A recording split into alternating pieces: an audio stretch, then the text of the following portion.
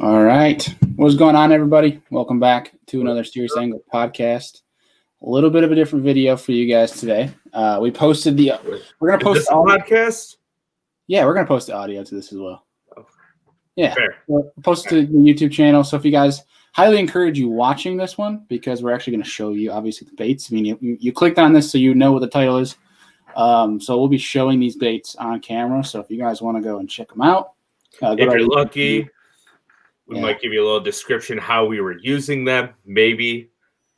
I mean, I think we can give a good, maybe not like a in-depth secretive, but like give some detail, some context as to why we had it in our hands. Because what we're going to do is we're going to show you guys our top 5 baits from 2020. And this is actually kind of harder than we thought. It sounded like a great idea, but when we're actually thinking about it, we're like, wait, like we had a lot more in our hands than we realized. But to the best of our ability, we took 5 baits that we thought were most useful for us in 2020 that we used the most.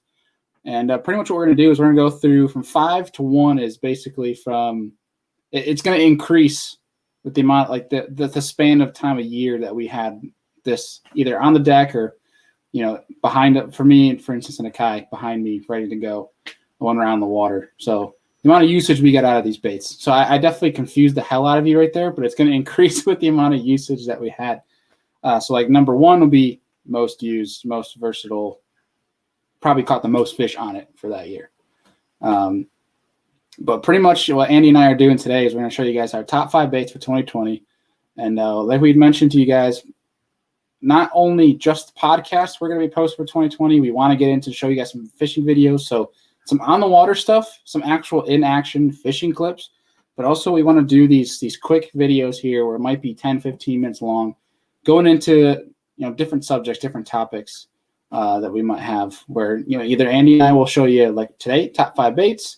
We might go into a certain technique. We might even have a quick video where we invite another guest on to talk about a certain technique.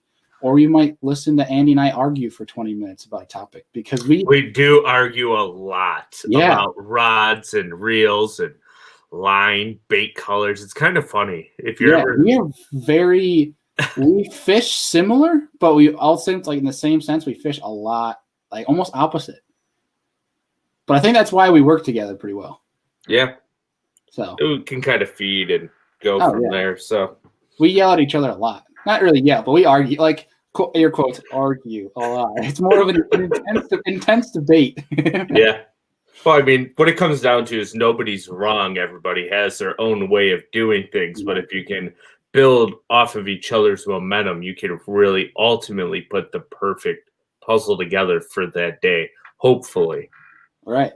And I think the important part, too, is like people will bounce the stuff off each other and be like, nah, dude, I don't like that or whatever. But I think the important part, and I think that's something we do, is we are open to trying the other's viewpoint. And also, like, I know I do it way more than you because I know you're right way more than I am because you've been around the block a lot longer than I have. So I'm like, it's willing to say I'm wrong. Let me try it. You're right. Saying you're right is pretty important. So, and it's a hard thing for people to say sometimes. It's like, God damn it, he's right again. I don't think I'm right all the time because we definitely have our mistakes or whatever. Right. But did you hear me there by any chance? Hear you what? Okay, good.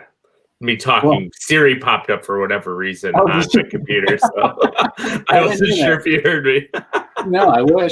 Siri can be our guest. She'll be our co-host for today. That's why I was like, did you hear me? Because all of a sudden I get the square and it's like typing out everything I'm saying. I'm like, what the hell? No, I didn't hear that. My bad. You're good. But yeah, how do we want to do this, dude? Do you want to do your 5 first, my 5 second, or my 5 first, or do we want to go 5-5, 4-4? I think 5-5, 4-4, 3-3, 2-2. Yeah. All right. My 2-1 is going to be hard because little prelude here. One of the baits I won quite a bit of money on this year in one tournament, in a team tournament. In the other bait, I was able to put a string of top 3 finishes together on. So I don't know which one I want to go 1 and 2. Yeah, that's my big decision. This is a pretty tough decision, but it's And we'll probably like end up. This will be entirely different next year, or Oh, I'm sure it will be Yeah. because it's New York State and it changes every so year. freaking much. It's frustrating. It is what it is. But yeah, do you want to go first? Sure. Okay, number 5. We'll hop right into it. I don't know if you guys can see it. This is a baby bass Rico, Labino Rico. This is probably my favorite topwater bait. I use this a ton first thing in the morning or when it gets really sunny, flat skies out, and if I can see bait fish like popping on the surface. A lot of people put it away once the sun comes up. I always have a topwater on my deck, and I've caught a lot of key fish this year on this bait in some tournaments. So, especially in largemouth derbies. Yeah, wasn't it Bertrand? We were talking about how you always have that, and you've caught some key fish in the afternoon on that bait. Oh yeah, yeah. And actually, there was a tournament this year that Andy. It was 2 separate tournaments with same body of water, same day, where Andy and I were sharing a body of water. We were throwing. I was throwing. What was it? I was throwing a Mega Bass Pop Max, and you were throwing the Rico, and you caught better fish and more fish, I think, than I did. And my partner, unfortunately, lost a bunch, but he hooked like 7 or 8 in the morning, and they were all good ones that just came off for whatever reason. But we found schoolers that no one else found out there. But it was fun. But like we just couldn't find the winning fish. I mean, you found winning fish later, but they just weren't winning fish, unfortunately. Otherwise, we would have had a blast all day long with those things. So let's see your number 5, buddy. Yeah, my number 5 is a bait. I'll put it up to the screen right here. It is a Strike King Red Eye Shad. I know it's a very simple bait, very popular bait, but for me, from ice out, I wouldn't say ice out, but from when that 40-degree mark to probably near a couple weeks getting into almost spawn, this was my mainstay for this past spring, especially cold water. And a lot of times, you guys will be throwing these flat sides like a Berkeley Fritz side, for example. And essentially, I was kind of working it just like that. But the one thing that I found was more of an advantage for me is I wanted a louder knock. So you can hear how loud that is compared to a Fritz side, which isn't loud. It's more of a subtle presentation. Now you definitely got bit. I got bit on a Fritz side because I threw it. But for me, that trap, for some reason, I got more bites and more quality bites. Even in that cold water, basically what I did was making sure it was nose first. I was fishing over a rock and just digging the nose and dirt, and just basically feeling every rock I'm ticking over, and you just get thumped. How many did you lose? I did lose a lot. I swapped them out. These are actually, I think they're not what I want them to be, but I think these are mustads actually. So probably why I did lose some fish. Let's see if I can. This one might actually be stock. I can't remember. Those aren't stock, but I think they might be mustads. Whatever they are, they look like you've bent them a little bit. Oh, they've seen a lot of use, yeah. Basically, towards nearing the end of it, I was just kind of lazy and I didn't really swap out the hooks. But they'll have some new owner STXs on them for this coming season. But that one was that caught me a lot of big fish. I think I had 4 days in a row of 25 pounds on just that thing alone. 1 6-pounder, a lot of 5-pounders. Caught a 5.4 or 5.5 smallmouth on that as well. Nice. Yeah, like a ridiculous amount of fish on this thing. I basically didn't need to throw anything else. But I do have a bait later that actually is my number 1 that I didn't go to that, and that's where I caught some megas this spring. But all right, let's see your number 4. The single swimmer. Oh, yeah. There are multiple different brands. This one here is a WFO. There's Kitex. Pretty much they're all good smallmouth magic. This one's a 4.8. It's not one that I really threw, but it's the one I had out of a package playing around with it. When I was fun fishing this fall and last spring, I would say probably 95% of the smallmouth I caught was on a single swimmer. Mm-hmm. Didn't really throw it much in tournaments, but for fun fishing, I caught a lot of fish. And it's not a bait that I ever really threw much, so I really devoted myself to learning how to use it. I got I'm down to about 4 colors I like to have now. Mhm. So this one's probably number 1. Yeah. Of course, smallmouth magic. Yeah. I think that bait alone is probably the one bait that'll get bit literally year round. Mm-hmm. Obviously excluding Absolutely. ice, but like, Yeah. I mean, pretty much from ice out till, even from ice out, say 36, 37 degrees till however hot you want to get, you'll get bit on that thing. You will. Heck yeah. You will catch fish. And that's why a lot of guys use it as a search bait. So, which leads me to my number 4. And I kind of cheated for number 4. I have the same concept, but there's 2 different times a year or different ways in which I threw it. It would depend on conditions, but the same, I guess, genre, you want to call it. But it's basically a Mega Bass mag draft, and this is a Savage Gear Shine Glide. The tail is broken off. That is RIP to a Chickamauga bluff wall. Went cast a little too far, knocked them straight into the bluff wall, knocked the tail off. Not good. 50 cents later, we'll get it fixed. But basically what I did, my whole concept with this is like in spring, I was basically going to the paddle tail, the mag draft more in the springtime.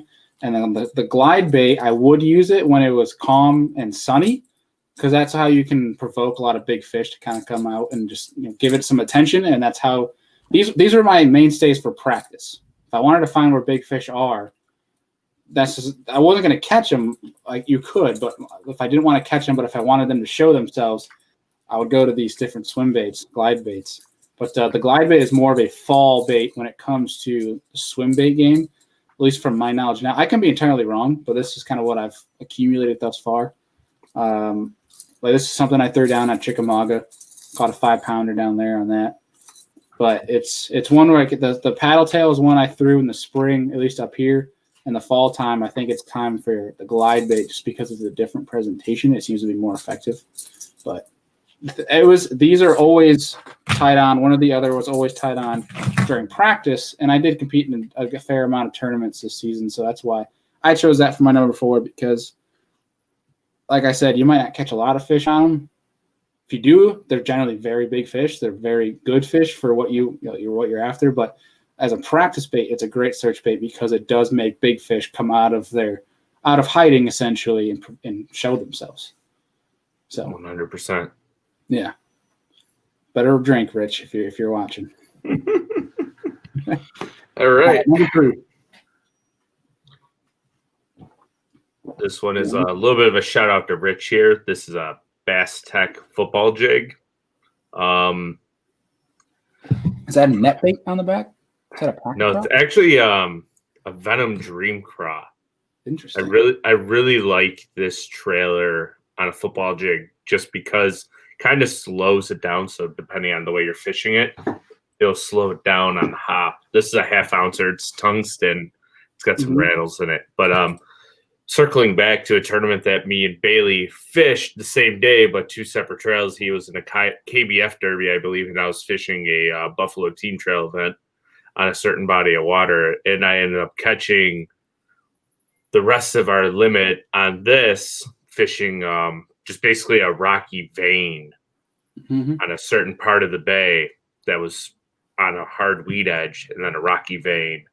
And I don't know, I think Bailey watched me catch like a 5, a 3 3/4, and maybe even a 4. So, yeah, in like a 10-minute stretch. I think Bailey was like 20 yards away, maybe.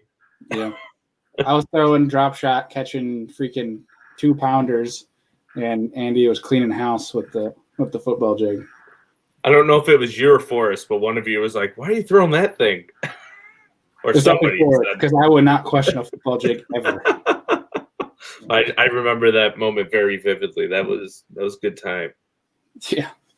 All right, number 3. What's yours? Number 3 for me, probably not a shocker to many, but I listed on here because it's definitely easily one of my favorite baits as bite-wise, because it's a lot of fun, but it's also very versatile.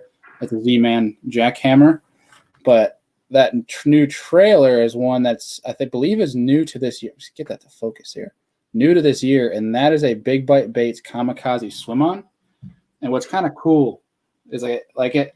I'll say it does get annoying because you get your hook stuck in those little holes, but it creates like a bubble trail. For anybody that listens to BTL, they know what I'm talking about because I've talked about this. But it's really cool, different bait. It's kind of like a razor shad from Z-Man, but it's a little bit crazier action. And I like that for the trailer. But the jackhammer itself is one I actually had on in colder water too, which we were talking about offline a little bit here. Colder water, chatterbait can be very, very effective. But for me, it's a great way to cover water, especially shallow water. This is a 3/8 ounce, but my favorite way to throw it is a 3/4 ounce or to an ounce and throw it in deep, deep grass, like 25 to 30 foot of grass. That's where I love to throw it, just because the lights are just absolutely nuts. So, yeah, that's something I don't normally see. Exactly. So, but you got and I don't mind putting that out there because you got to be very smart with how you're presenting it, if that makes any sense. But I don't know. That was my 3. What's your number 2? Which I think is the biggest dilemma for you. Decisions. I'm staring at them and I don't know which way to go. Do you want me to go first? No. No? You've decided. I mean, I'm just going on a whim here. I hear plastic rattling and rattles. My number 2, I decided to go with the 5-inch Yamamoto Senko. Yamamutao. We had a poll up this last week, and I had a feeling the Yamamoto Senko would win. Yeah. It came down to the Senko and the Max Scent in general, and Senko blew everybody away. I do throw the Max Scent General a lot because there's certain things I do with that, and then with the Yamamoto Senko, I mostly Texas rig it and fish it behind people that are flipping jigs and beaver style baits, and I find myself catching way more fish. So I'm very specific the way I fish it. It drives Bailey nuts. He laughs at me all the time and makes fun of me. But it works. It works. In West New York Club Derby, me and my partner were able to do very well on it. We didn't win any tournaments, but we had a lot of consistent top 3s fishing behind people, flipping Senkos, and I don't know what he was using, but I was using the Yamamoto Senko. But we were able to catch a lot of fish doing it. That's what he was throwing the day we had the same derby with each other. He was jacking smallmouth on it out the back. Oh, Jeff, yeah, he was. I was talking about Brandon, but Jeff in Jason's trail, he's a Yamamoto guy. But Brandon, he might have been using lunker logs because he's a Guggen favorite person. Oh, okay. Yeah, so they didn't do too hot in that poll. No, I think they had like 7 votes out of like 90. Yeah, who knows? I've never tried them, so I can't really truly judge them. I just fish what I have confidence in. Yeah. So you won't catch me. But my number 2 is a good old flatworm. I fished a lot of smallmouth this year, more than I ever had, especially big water smallmouth. Tried to switch gears and learn as much about smallmouth as I could, and it's no secret whatsoever that the flatworm has become the most popular and maybe most effective, could say, bait for smallmouth. And that's usually the bait that I caught the most fish on for smallmouth this year.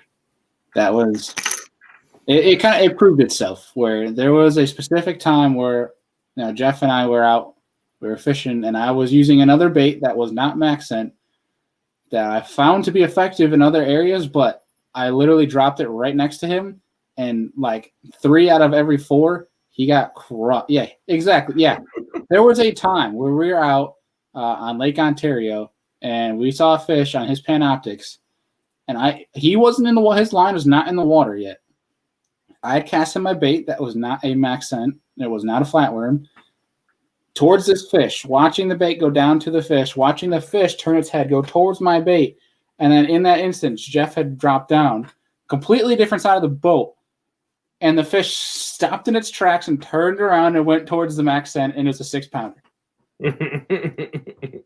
Okay, you don't have to tell me more. Like it's proven. Duped. all the proof I need. That is my number 2. So on the grand scheme of things, I have been stocking up on flatworms. I usually buy like 10 to 15 packs at a time. So when everyone went through the flatworm dilemma, I think I still had like 10 bags of the non-good colors. And when I say not good colors, they're still very good, and I've still caught a lot of fish on them. But there's like 2 colors that just are the best, like the meats and potatoes of the world. And now I have a bunch of them. So next year, watch out. There's still shortages due to COVID. Between me, Bailey, Jeff, and maybe even Dustin, we might have like a third of the U.S. supply of one color. We have like a group text that's like, "Hey, they're here. Go buy them. Go." And they're gone in 30 seconds. Literally, like within, I think it was probably like a minute and a half of you telling me that they were on Tackle Warehouse. I was like, "Yeah, ordered, gone. Thank you. I'll take that." Exactly. Yep. So with that being said, that's your number 1. Oh yeah, the old flatworms. I would say they've been my number 1 for at least 2 years now. Heck yeah. So I think, easily the best drop shot bait that I've ever used. And it's funny, they're not even a good drop shot bait. If you put them in a pool and you watch it sink, if you hold your line neutral, so it's not taut, you could take like a Rain's Bubbling Shaker, or there's a couple other ones like Z-Man. They'll actually stay horizontal in the water and like levitate. That Max Scent literally just does this. Like it doesn't do anything that you think a drop shot bait will do. It looks horrible in the water, but they munch it for whatever reason. It's the Max Scent, dude. Like, it didn't matter. I had one that was mangled to crap from nose hooking it, and I literally was just like, screw it. I freaking wacky rigged it, hooked it in a random spot just out of curiosity. It didn't matter. It still ate it. Hit the ground. Yeah, and it was gone. All right. It's literally just the Max Scent. Yep. All right. So my number 1, and yes, we are affiliated with them, but is not a sponsor plug, if that makes any sense. And that is a Queen Tackle Hammerhead jig. So it's basically a football. Let me see if I can get that nice and in the picture here. Can you see that clear enough? Yeah, it's good. Let's see if we get that big head in there. So the hammerhead actually has a rattle in the head, right? Yeah. Exactly. Yeah, there is a rattle in here. Let's see if I can put it up by the microphone for you folks. Can you hear it? Okay. Yeah. Well, basically, you have to get one to actually hear the full effectiveness. But basically, it's a different style head. Like, I know Rich's Bass Tech jigs, I've used them before. Great jigs. But the Queen ones, Rich he has rattles on that, but they're below the jig, correct? They're like by the plastic. They're going to be right there. You have 2 rattle chambers on the rubber collar tie. Yeah, and I loved Rich's jigs. But one thing I did notice is after a couple of fish, those rattles got moved around the head. The nice part with the hammerhead is those rattles are literally inside the jig head. Now, I don't think I caught the most fish on this year, but when it came to having it literally in like ready to go, it was ready to go from ice out till literally about to get ice right now. I had it on a couple weeks ago. And I got bit from that time frame. Literally, anytime there's open water, a football jig can get bit. And that was the big one for me this year. I caught my PB smallmouth on it this year, this exact same head, just a different trailer. I just have a Rage Car on there right now, but which I think, honestly, kind of going on a rabbit hole here, but like favorite jig trailer, is that your favorite there, that Venom? No. Is that it's just the one that I use on this specific jig because of the size of it. But I really have 2, maybe 3. I like the Rage Craw, the Rage Chunk, and then a Pocket Chunk. Those are my 3 main jig trailers that I use. The what is the chunk? Who makes? I think it's is it Yum or I think it's Zoom that makes it, where it's just like the two triangles in the back with the chunk. Mm-hmm. See, I don't. I see guys catch fish on it on like watching YouTube or Bassmaster or whatever, but like I look at that thing and I'm like, how the hell do you catch fish on that? I just have no confidence in it. I guess I need to try it, but I haven't had to use anything besides a Rage Crow. That's pretty much my go-to. But this was the mainstay. Number one for me for 2020 was Hammerhead Jig by Queen Tackle. And I know I said it is, but it isn't a sponsor plug. But that being said, if you want 20% off, go over to Queen Tackle. Bottom of the screen. Yeah. Serious Angler 20.